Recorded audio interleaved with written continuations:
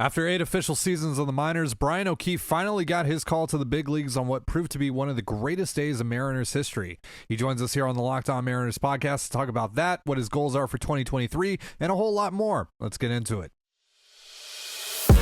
You are Locked On Mariners, your daily Seattle Mariners podcast, part of the Locked On Podcast Network, your team every day. It is Wednesday, April 5th, 2023. This is Ty Dane Gonzalez for the Locked On Mariners podcast, brought to you by FanDuel, the official sportsbook partner of the Locked On Podcast Network. Make every moment more. Visit FanDuel.com/LockedOn today to get started. Thank you so much for making us your first listen. Subscribe, like, and turn on alerts if you're watching on YouTube, or subscribe and leave a 5-star review on your preferred podcast platform if you like what you hear.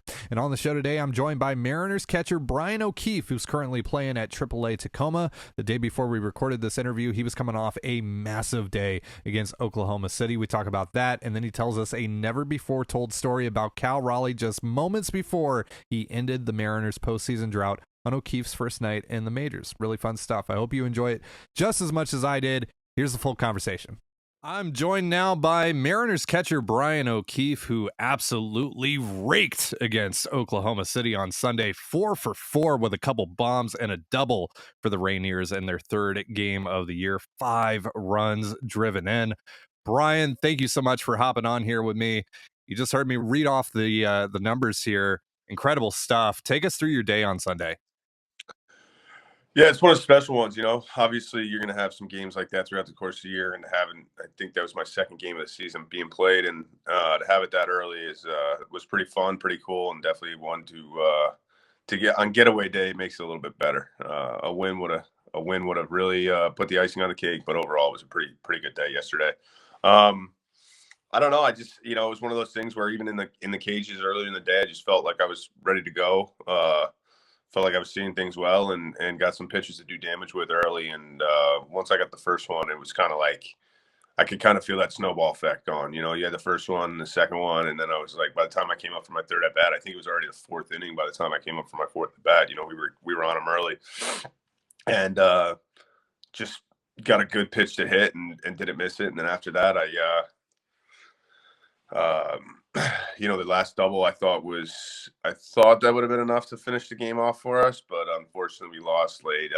OKC did a great job coming back and keeping themselves in the game.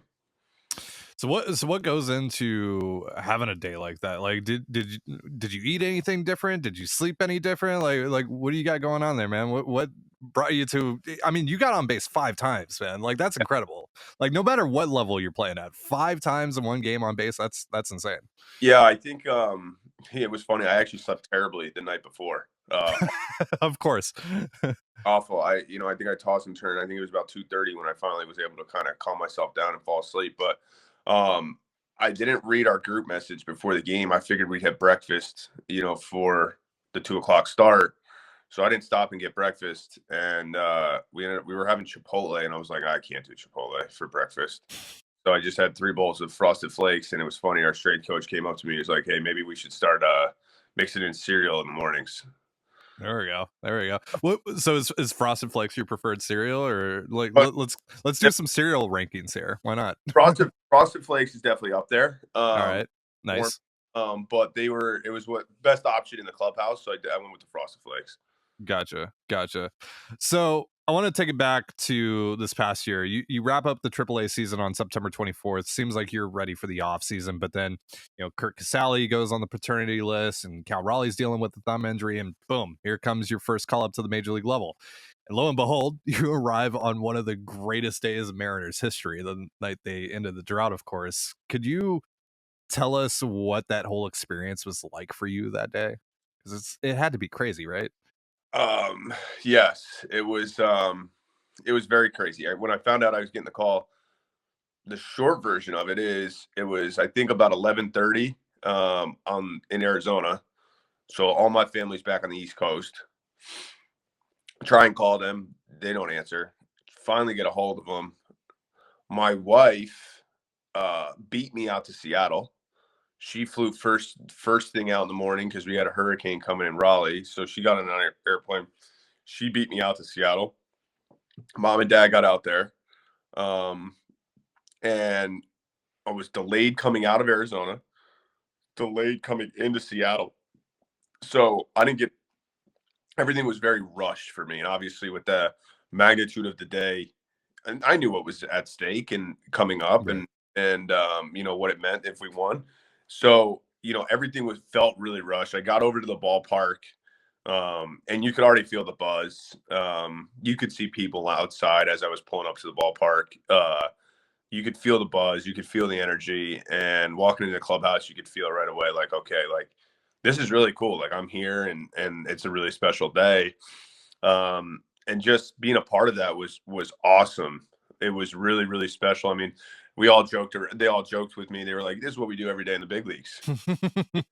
So that for that to be my first day in the big leagues was really really cool. And there's actually a really funny story about that day. So it was actually the ninth at this point, but I had been underneath in the cages, staying loose, moving around, swinging a bat. You know, you never know when that opportunity is going to come. So trying to be as ready as I possibly could if that opportunity presented itself, for me to play, pinch hit, play defense, whatever it was, just be ready. And Cal comes down in the ninth, or I guess in between innings, and goes, "I'm hitting for Louis." And Mm. so I was on the machine. He goes, "Hey, can I get some?" I'm like, "Yeah, jump in here." He's like, "I'm only taking 5." And I'm not kidding you. It was probably the 5 worst swings I've ever seen off of me. Horrible. And That's funny as hell because I thought for sure it was gonna be like, oh, it was gonna be one of those stories where, oh, he had the 5 best swings I've ever seen in my life, and then he went up there and cranked one of the greatest home runs in Mariners history. no, it was 5 of the probably the worst swings. And he walked out of the cage. And obviously, me and him have known each other for a while now, and we have a great relationship. And I looked right at him, and I tend to, um, kind of a ball buster and someone that likes to Mm. keep on the lighter of sides. Um, and I looked at him. I go, "You're exactly where we need you to be." And it was me, Cal, and CJ Gilman, who was up in the big leagues at the time, who's our minor league hitting coordinator. Those were the only people in the cage that know that story, and like who were there for that story. Ah, Sure enough, you know, he goes on to hit the homer and all that stuff. And it was funny is when me and him got a chance to see each other out on the field. I think I screamed at him. I told him, I was like, "I told you you're right where we needed you to be." that's amazing. That's So amazing. really cool there. Dude, that's awesome. Thank you so much for sharing that story. Um, what was that celebration like afterwards? I mean, you guys went pretty hard, I'm sure, and I mean, we obviously had the hangover lineup the next day, of Yeah. course. So, So what was that I like? know what's funny is like it was weird if for me in a way. You know, they were amazing. You know, that was my first day in the big leagues, and it made me feel like I had been part of that team for an entire season. And I think that's goes to show you how close of a team we have, Mm. and that's been built in that clubhouse now. So I think it's really cool to see. But at the same time, I also understood like they did this. You know, I was lucky enough to be a part of this for the very end in the culmination of it, but they did it. And so I tried not to. Um, I try to give them their moment of like, you know, I kind of stepped back and, you know, just kind of sat there and watched and enjoyed it. Um, because, you know, they earned it. And like I said, I was just lucky enough to be there for that day. And then I actually learned my lesson in 21 when we won the whole thing in Tacoma.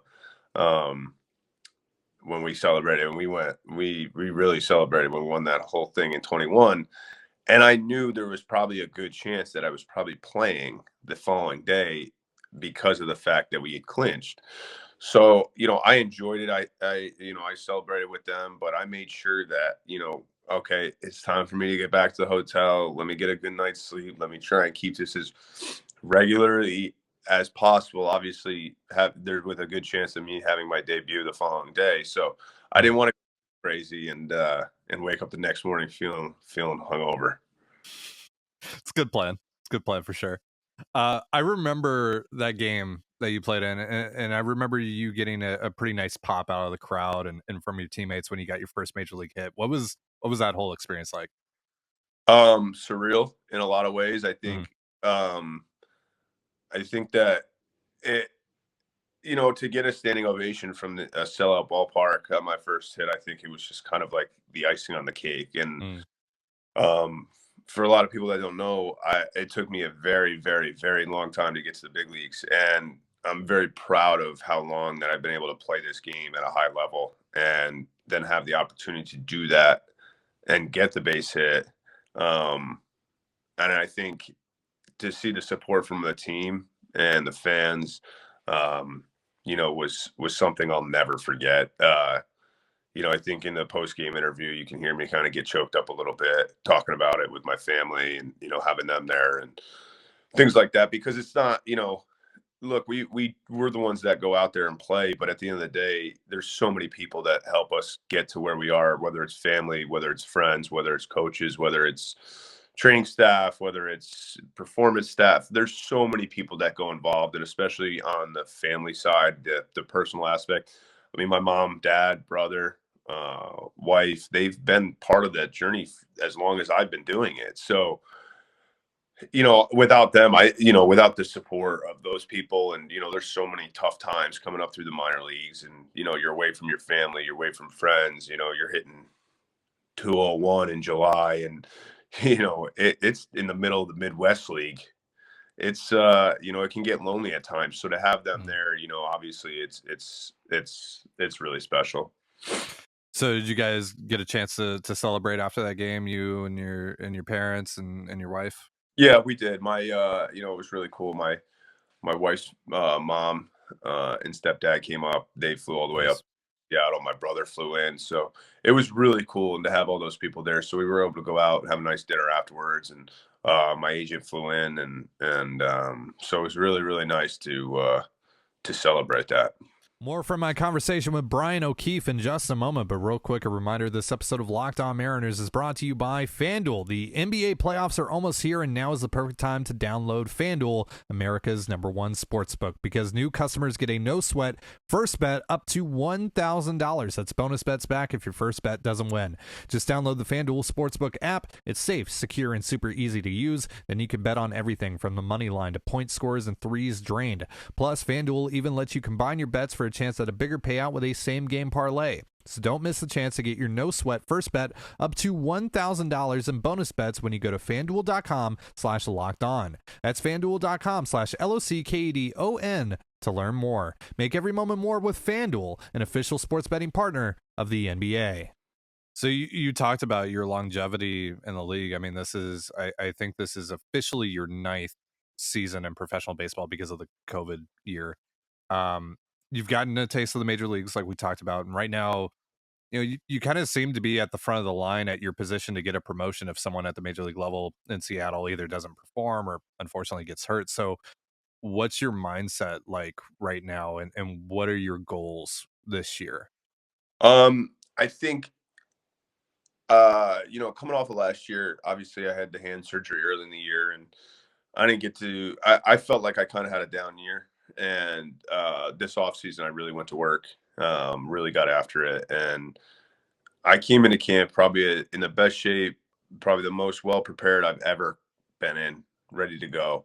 And I think it showed throughout my spring training. I think I had a fantastic spring training, and I think that not only did I prove to other people, but I also think I proved to myself that I belong in the big leagues now. And I think having that little taste last year certainly helped, you know, fuel that, like, okay, I can do this. I'm capable of doing this. And I think throughout the course of the season, I think it's easy to kind of get distracted at times, and, thinking about, oh, where do I want to be? Oh, where am I going to be here? I'm over my last 10, whatever it is. There's always going to be distractions throughout the season. And I think for me, just being as attached and in the moment as I possibly can, I think that a lot of things are going to take care of themselves. And I found that throughout camp this spring.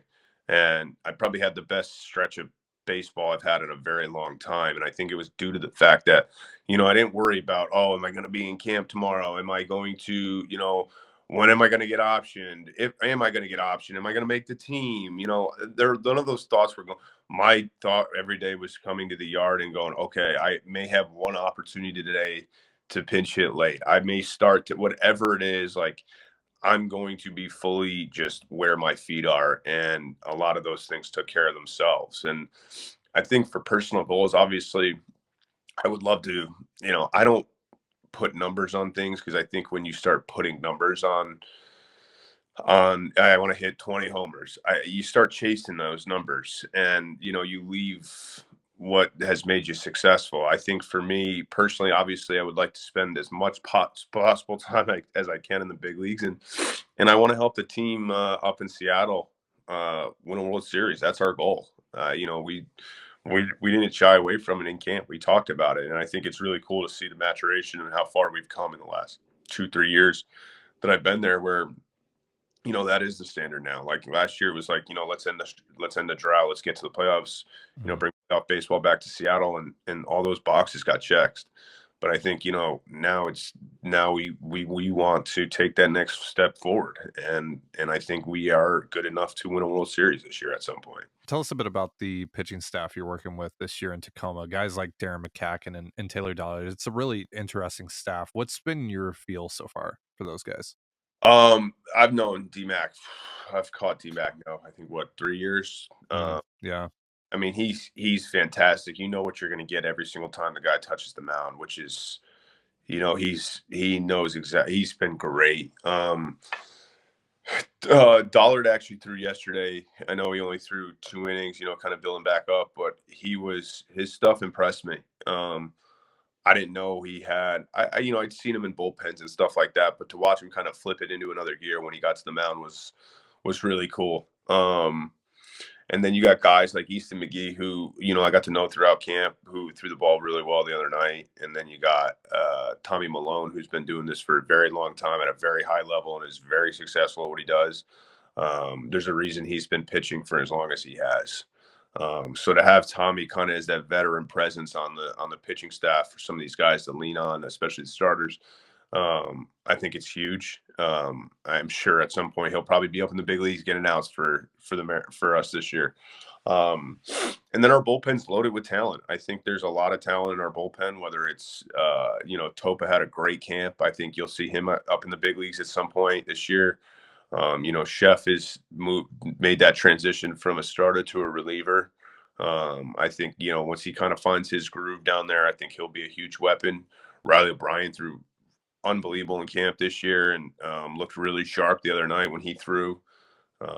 You got like Gabe's already back up in the big leagues with Robbie going down. So our bullpen I think as a staff, we're gonna pitch it. I think, unfortunately, the first series, you look at it on paper and, it's like, the pitching probably fell a little bit short, but, I think that's first game jitters, first time out for guys. I think, they'll get into rhythm. And I think as our bullpen starts to kind of solidify their roles, I think you'll see some serious weapons coming out of there. And I think you'll see our starters, whether it's D-Mac, Tommy, Dollard, Easton, Byrne, whoever it may be. I think you'll see a lot of those guys, start to hit their stride. I think it'll be it has the feel like it could be like the team that we had in 21 when we won the whole thing.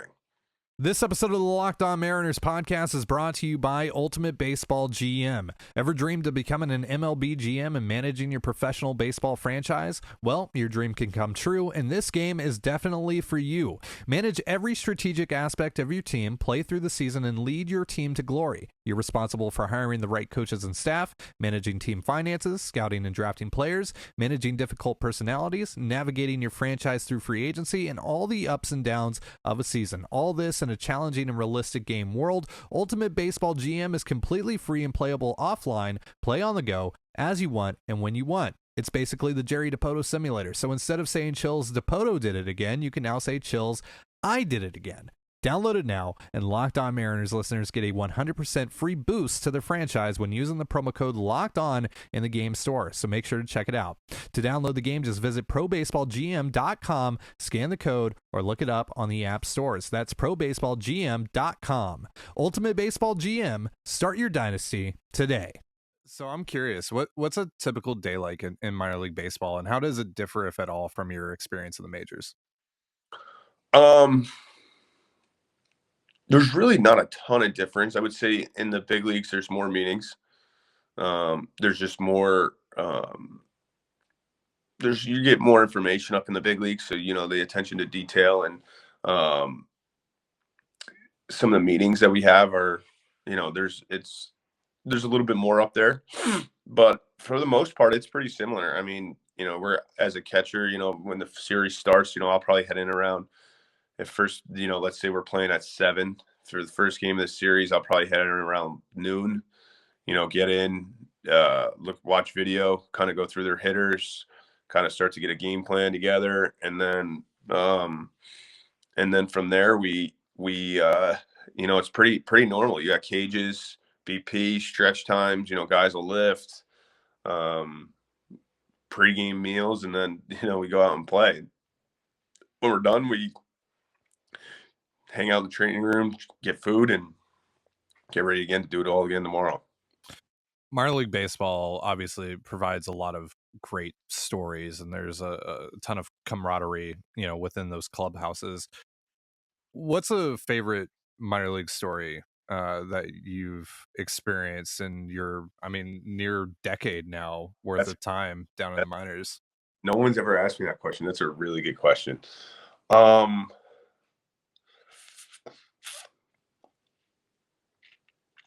There's so many stories that some that definitely cannot be said on here, but I'm trying to think of, there was, whether it's, I don't know. That's a really hard question. I think just in general, like when you're in the locker room and like you said, the camaraderie, you're with these. It was actually really cool. JR, our manager down here, said this the other day. When the season's over, you get to go home and pick your family. But for these next 6 months, we're family. Yeah. And, you got guys that are, that you're going to fight with.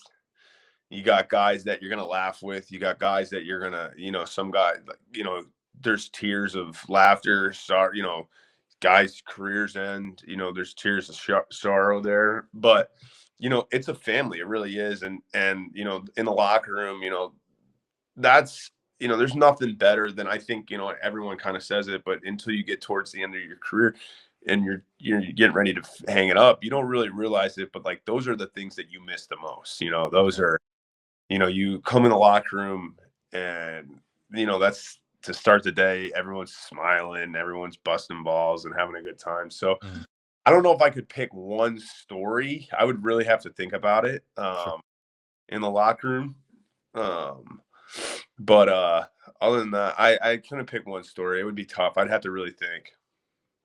You talked earlier about the people that have helped you get here.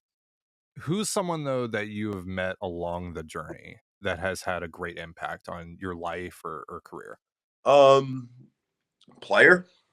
Doesn't matter. Anyone that you've met along the way here in your career. Well, if we're going anywhere, I would probably say our hitting strategist has probably been one of the biggest influential people for my career. Was after the Rule 5 draft when I came over in 20. Obviously it was COVID and the alt site, and then coming off of that, I met Ed Paparella, who's our hitting strategist back in Philly, where I trained at the time. Being a Jersey guy, and he was, I think at the time, was going to be the 4th coach maybe in Arizona, and then ended up getting the hitting strategist job that offseason. Well, before he got the strategist job and all that stuff, he was with, I started hitting with him, and we kind of hit it off right away, and he completely changed how I swung a bat and how I thought about hitting, and how without him, I probably am still not playing the game. And, for a full off season, he was with me damn near close to every single day. in the cage, working, building out a routine, and getting something to the point where I was, what I do now is based off of everything that me and him worked on in 21, and now it's just fine tuning things, or excuse me, the 20 off season, and now everything's about fine tuning it and making it a little bit better and a little bit more consistent. And if I ever have struggles, or if I'm ever off, he's the first person I text to call. Hey, Ed, I still every day in the off season I call him when I get done hitting, when I get done with my workout and on the ride home, pick up the phone, call him. He may not answer, but I think I call him damn near close to 5 days a week in the off season, just to catch up, talk. We'll talk hitting, talk life, all that stuff. So he's been a huge part of my career, and I'm certainly thankful for it. That's amazing. Well, Brian, this has been such a joy to talk to you. This was so much fun. Thanks. Thank you again for taking the time to chat with me. Good luck this year, man. Keep going 4 for 4 with 2 bombs and all that stuff. Keep doing that. Keep killing it, man. I'm gonna try. That's for sure. Let's go. Thanks so much, Brian. Have a good one. Thanks, Ty.